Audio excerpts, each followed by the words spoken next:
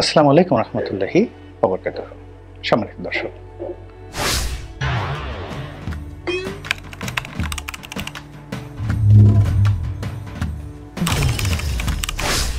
বাংলা বিহার উড়িষ্যার সিংহাসন এবং বাংলা বিহার উড়িষ্যার যে ভৌগোলিক আবেদন গুরুত্ব, এটি আমাদেরকে এক ধরনের নস্টালজিয়ার মধ্যে ফেলে দেয়। বিশেষ করে বাংলার শেষ স্বাধীন নবাব সিরাজউদ্দৌলা, কিংবা তারপরও যদি আপনি ধরেন নবাব মীর কাসেম, তিনি ইংরেজদের দোসর ছিলেন প্রথম দিকে, কিন্তু জীবনের শেষ প্রান্তে এসে তিনি তার ভুল বুঝতে পারেন এবং তিনি মনে করেছিলেন যে ইংরেজদেরকে হটানো এবং এদেশের বিশ্বাসঘাতক বেঈমানদেরকে নির্মূল করা তার পবিত্র দায়িত্ব। এর ফলে তিনি অনুশোচনায় দগ্ধ হয়ে ইংরেজদের বিরুদ্ধে বিদ্রোহ করেছিলেন। যুদ্ধে তিনি জয়লাভ করতে পারেননি, কিন্তু যে কাজটি তিনি করে গেছেন সেটি হলো ওই জমানার সবচেয়ে নিকৃষ্ট যত চক্রান্তকারী ছিল, যারা ইংরেজদের দোসর হয়ে বাংলার বিরুদ্ধে বেঈমানি করেছে, বিশ্বাসঘাতকতা করেছে, তাদেরকে তিনি কৌশলে তার দুর্গে ডেকে এনেছিলেন। ভাগীরথী নদীর তীরে এই দুর্গটির নাম ছিল মুঙ্গের দুর্গ। এবং আপনারা যারা দিল্লিতে গেছেন, আগ্রা দুর্গে গিয়েছেন, তো দুর্গের যে চূড়া, এটা কিন্তু অনেক উঁচু, অনেক উঁচুতে, 20 তলা 25 10 তলা 12 তলা বিল্ডিং এর সমপর্যায়ের। তো ওইরকম মুঙ্গের দুর্গটা ভাগীরথী নদীর তীরে ছিল এবং ওটা অনেক বড় দুর্গ ছিল। তো তিনি সেই দুর্গের উপরে বেঈমান বিশ্বাসঘাতকদেরকে তুলে তিনি সেখান থেকে ভাগীরথী নদীর তীরে, নদীর মধ্যে তাদেরকে নিক্ষেপ করেছিলেন। তো বুঝতে পারেন একজনও প্রাণে বাঁচেনি। এখন পদ্মা নদী থেকে যদি কাউকে ফেলে দেওয়া হয়, পদ্মা ব্রিজ থেকে, পদ্মা সেতু থেকে, তার সেতু এটা ছিল ভয়ঙ্কর এবং মারাত্মক। তো এই কাজটি মীর কাসেম করেছিলেন, বাংলার শেষ স্বাধীন নবাব অনেকে তাকে বলেন। তো এই যে বাংলা বিহার উড়িষ্যার ইতিহাস, ঐতিহ্য এবং হাজার বছর আমরা বিভিন্ন সময়টিতে কখনো একত্র থেকেছি, কখনো আলাদা থেকেছি, কখনো আমাদের এই ভূখণ্ড সবচেয়ে বড় ভূখণ্ড হয়েছে, বিশেষ করে হর্ষবর্ধনের জমানাতে, শশাঙ্কের জমানাতে। এমনকি যখন পাল ডাইনেস্টি ছিল, পাল সম্রাটরা ছিলেন, সেন সম্রাটরা ছিলেন, তখনও এই বাংলা ভারতবর্ষের মধ্যে সবচেয়ে বড় ভূখণ্ড ছিল। তো কাজেই আমাদের এই দেশের অনেক মানুষ একটি অখণ্ড ভারতের স্বপ্ন দেখে এবং তারা মনে করে দিল্লির পরিবর্তে যদি ঢাকা বা বাংলাদেশের যে কোনো অঞ্চলে এই অখণ্ড ভারতের রাজধানী হয়। কারণ হলো ইতিহাসের যে নিয়ম, সেই নিয়ম অনুযায়ী রাজনৈতিক ক্ষমতা, রাজধানী, রাজ্য রাজার রাজধানী, এটা ঘুরতে থাকে। এখন ধরুন সারা পৃথিবীর ক্ষমতা আমেরিকার হাতে, কিন্তু 100 বছর আগে এই ক্ষমতা ছিল ব্রিটিশদের হাতে। আবার ব্রিটিশদের আগে এই ক্ষমতা ছিল অটোম্যানদের হাতে। সারা দুনিয়ার ক্ষমতা অটোম্যানদের হাতে। অটোম্যানদের আগে এই ক্ষমতা ছিল আব্বাসীয়দের হাতে, বাগদাদে। এরকম আবার অনেক দিন ক্ষমতা ছিল বেইজিংয়ে, চেঙ্গিস খানের বংশধরদের হাতে প্রায় 200 বছর, যাদেরকে ইউনান রাজবংশ বলা হয়। তো সেক্ষেত্রে এই বাংলা যেহেতু আগে ক্ষমতার কেন্দ্র ছিল, শশাঙ্কের জমানাতে ছিল, হর্ষবর্ধনের জমানাতে এই বাংলা থেকে সবকিছু নিয়ন্ত্রণ হতো। পাল সম্রাটেরা 400 বছর শাসন করেছেন এবং প্রায় 150 বছর শাসন করেছেন সেনেরা এই বাংলা থেকে। কাজেই এই বাংলার জনগণ যদি একটি অখণ্ড ভারতের স্বপ্ন দেখে, এবং পশ্চিমবঙ্গ সবসময় বেশিরভাগ সময় আমাদের অধীন ছিল, মানে এই কলকাতা আমাদের অধীন ছিল, বিহার আমাদের অধীন ছিল, আসাম আমাদের অধীন ছিল, ত্রিপুরা আমাদের অধীন ছিল হাজার হাজার বছর ধরে। তো কাজেই এটা নিয়ে যদি কেউ স্বপ্ন দেখে, আমি তো এর মধ্যে কোনো খারাপ কিছু দেখি না। অতি সম্প্রতি যেটি হলো, আমাদের এই একজন উপদেষ্টা আছেন, যাকে জুলাই আগস্ট বিপ্লবের মাস্টার মাইন্ড বলা হয়, মিস্টার মাহফুজ। তো বয়সে তরুণ, বিপ্লবী, তিনি একটা ম্যাপ শো করেছেন মানচিত্র শো করেছেন, এবং এই মানচিত্রটা তার তৈরি নয়। এই মানচিত্রটা মূলত ব্রিটিশ জমানাতে আমাদের এই বাংলার যে সকল জাতীয়তাবাদী নেতৃবৃন্দ ছিলেন, তারা এরকম একটা অখণ্ড বাংলা আশা করতেন। এবং এদের মধ্যে শরৎ বসু ছিলেন, তারপরে এদের মধ্যে দেশবন্ধু চিত্তরঞ্জন ছিলেন, এমনকি মাওলানা আবুল কালাম আজাদ তিনি ছিলেন, আবুল হাসিম ছিলেন, বঙ্গবন্ধু শেখ মুজিবুর রহমান ছিলেন, মাওলানা আব্দুল হামিদ খান ভাসানী ছিলেন, শেরে বাংলা ফজলুল হক ছিলেন, যারা এই মানচিত্র নিয়ে ব্রিটিশ যে ভাগ হলো, মানে যখন কথা হচ্ছিল যে দুটো রাষ্ট্র হবে, পাকিস্তান এবং ভারত, ওই সময়টিতে একটা ম্যাপ তৈরি করে তারা সেই যে রেড ক্লিফ মিশনকে কনভিন্স করার জন্য অনেক চেষ্টা করেছেন যে এরকম একটা এলাকা নিয়ে, মুসলিম প্রধান একটা এলাকা নিয়ে আমাদের একত্র থাকা যেতে পারে, যেখানে মুসলিম মেজরিটি রয়েছে। তো সেই ম্যাপটিকে তিনি সামনে এনে এই সময়টাতে ভারতের যে আধিপত্যবাদ, ভারতের যে আগ্রাসন এবং ভারতের মিডিয়াগুলোতে যে অপপ্রচার, এই অপপ্রচার তাকে আহত করেছে, আমাদের সবাইকে আহত করেছে। এখন আমরা হয়তো তার মতো সাহস করে বলতে পারিনি, তো আমরা গালাগালি করছি, সেই বিএনপির মির্জা ফখরুল থেকে শুরু করে তারপর রুহুল কবির রিজভী, তারাও যেভাবে গালাগালি করছেন, জামাতের অনেক নেতাকর্মীরা গালাগালি করছেন, আর আমরা আমজনতা আমরা তো ফাটিয়ে ফেলছি গালাগালি করে। অর্থাৎ ভারতের যারা মিডিয়া গালাগালি করছে তাদের সাথে পাল্লা দিয়ে আমরাও গালাগালি করছি। ওরা আমাদেরকে বলছে যে আমাদেরকে একটা টিপ দিয়ে মেরে ফেলবে, আমাদেরকে পেঁয়াজ দেবে না, আলু দেবে না, এ সমস্ত আজেবাজে কথাবার্তা বলছে। আমরা ওদের সাথে পাল্লা দিয়ে বলছি যে ওদের সেনাবাহিনীকে আমরা বলছি বদনা বাহিনী।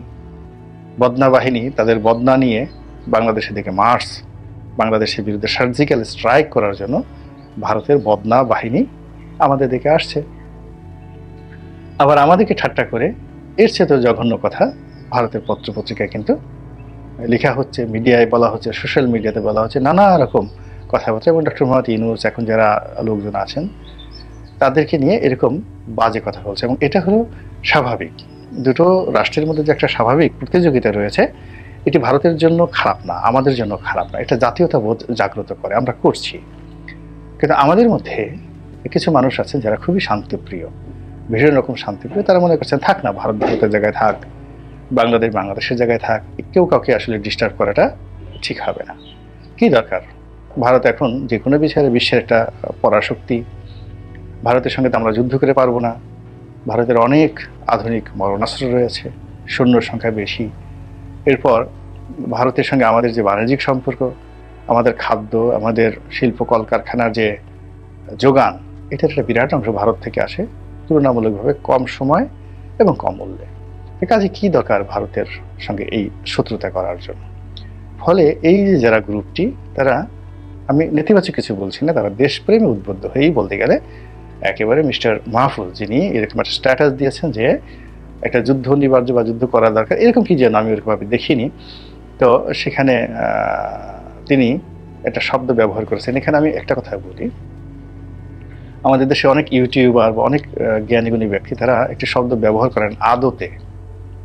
আদতে শব্দটি ব্যবহার করেন, এটা অনেকে বুঝেন না। আদতে শব্দটি হলো আদিকালে, মানে আগের দিনে, দ্য ওল্ড এজ, আদতে। কিন্তু তারা এই শব্দটা ভুল করে আদতে বলতে তারা বোঝাতে চাচ্ছেন আসলে, অরিজিনালি। এটা আমি সবাইকে সতর্ক করে দিচ্ছি না, ঠিক সবাইকে অনুরোধ করছি এই বিষয়টা অ্যাভয়েড করার জন্য। অনেক শিক্ষিত মানুষ যখন তারা বোঝাতে চায় যে আসলে এইটা হবে, এবং আসলে এই শব্দটি আসল কথাটা না বলে তারা বলে আদতে। কিন্তু আদত শব্দটা আসল হবে না, এটা হবে আদিকালে। তো মাহফুজ সাহেবও তার বক্তব্যে তিনি আদতে বোঝাতে চেয়েছেন যে আসলে। তো যাই হোক, এনিওয়ে এরকম অনেকেই বলেন, যেমন অনেকে বলেন হাস্যস্কর, হাস্যস্কর, কিন্তু আসলে এটা হবে হাস্যকর, হাস্যস্কর হবে না। অনেক কিছু এরকম বাংলা ভাষায় আছে। যারা শিক্ষিত জন, সজ্জন জন, তাদেরকে এই সকল বিষয়গুলো সতর্ক হলে আরও নান্দনিকতা চলে আসবে ভাষাতে। আমারও অনেক ত্রুটি থাকতে পারে। আমি যেমন স এবং স এই দুটোর উচ্চারণ একদম পরিশুদ্ধভাবে করতে পারি না। স এবং স এটা হয়ে যায়। অনেকে আমাকে সতর্ক করেছেন, কিন্তু আপনারা যারা আমার এই উচ্চারণ শুনে কষ্ট পান তাদের কাছে ক্ষমা চেয়ে নিয়েছি। এটা আমি অনেক চেষ্টা করেছি স এবং স এটিকে আলাদা করার জন্য, কিন্তু আসলে হয়ে ওঠেনি। তো যেটা বলছিলাম যে এই যে বাংলা, বিহার, উড়িষ্যা, এটার যে একটা নবাবী আমল, এটা নিয়ে আমরা স্বপ্ন দেখি।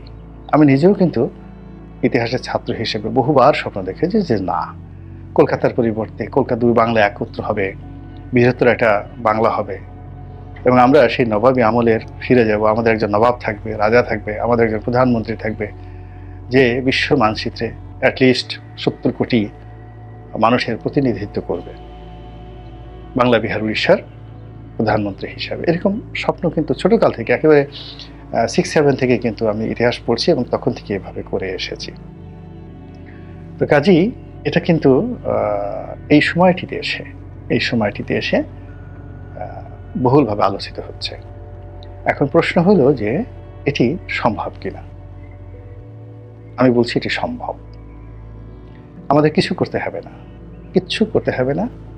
ভারত এখন যা কিছু করছে, যদি সেই জায়গা থেকে তারা নিবৃত্ত না হয় এবং বাংলাদেশের সঙ্গে যদি একটা ভালো বন্ধুত্বপূর্ণ সম্পর্ক গড়ে না তুলে, এবং এই বাংলাদেশের মতো একটা ক্ষুদ্র ভূখণ্ডকে নিয়ে যদি তারা জটিল এবং কুটিল কর্মকাণ্ড চালিয়ে যায়, তাহলে এই বাংলাদেশের 18 কোটি মানুষ এবং বাংলাদেশের এই ভূখণ্ডটি একটা অগ্নিগর্ভ ভূখণ্ড হয়ে যাবে।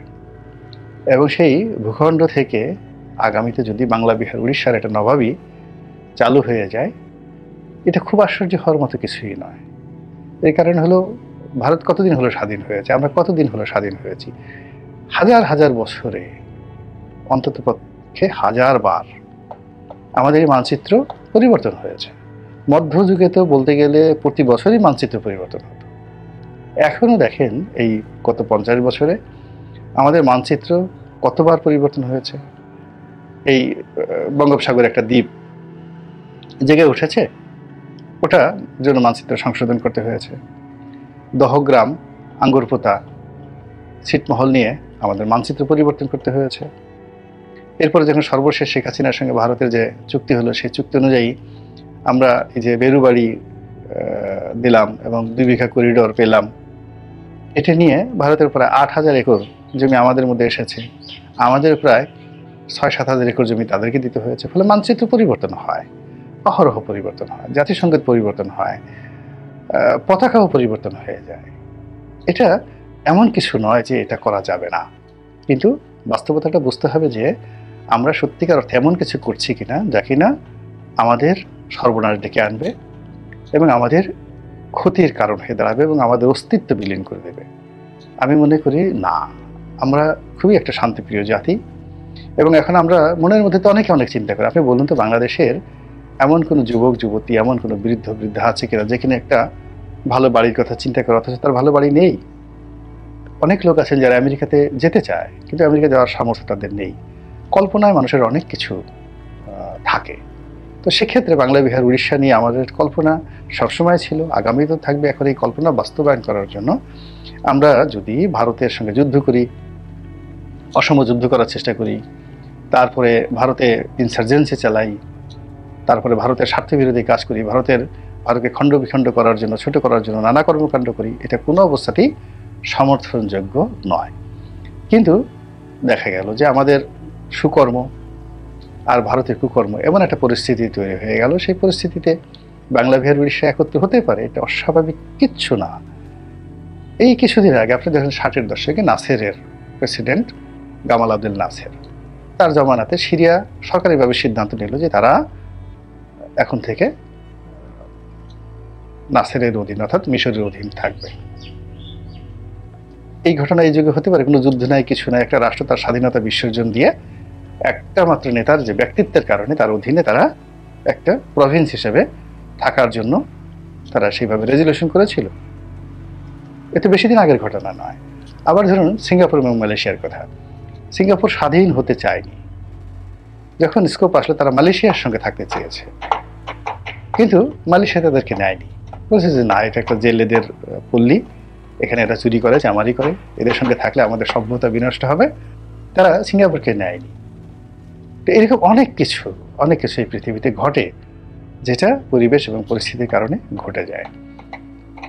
খালি দেখতে হবে যে ঘটনার পিছনে কোনো অপকর্ম আছে কিনা। আপনি ধরুন এই যে জুলাই আগস্টের যে বিপ্লব, এই বিপ্লবের পুরো আগস্ট মাসের 5 তারিখে তো হলো, আপনি জুলাই মাসটা পুরো ধরেন, পুরো জুলাই মাসটা কিন্তু আন্দোলনকারীরা কেউ শেখ হাসিনাকে হটাতে চায়নি। শেখ হাসিনা তাদের এই দুর্বলতাটাকে, তাদের ভালো মানুষটাকে তারা সম্মান করতে পারেনি। শেখ হাসিনা এবং তার গং, তারা এদের সাথে বেইমানি করেছে, মুনাফিকি করেছে, এদেরকে কষ্ট দিয়েছে, জুলুম করেছে, অত্যাচার করেছে, খেলাধুলা করেছে, ভাতের হোটেলে নিয়েছে, নানা রকম অতীতে যা মানে মির্জা আব্বাস বা গয়েশ্বর বা অন্যান্য যে সমস্ত নেতাদেরকে সেই ডিবি অফিসে নিয়ে যে কাজগুলো করা হয়েছে, ঠিক একই কাজ এদের সঙ্গে করা হয়েছে। ফলে কি হলো, প্রকৃতি শেখ হাসিনাকে একটা শিক্ষা দিয়ে দিয়েছে। তো আগামীতে ভারতকে প্রকৃতি কি শিক্ষা দিবে সেটা সময়ের ব্যাপার। আল্লাহ আমাদের সবাইকে হেদায়েত দান করুন এবং হেফাজত করুন। আসসালামু আলাইকুম ওয়া রাহমাতুল্লাহি ওয়া বারাকাতুহু।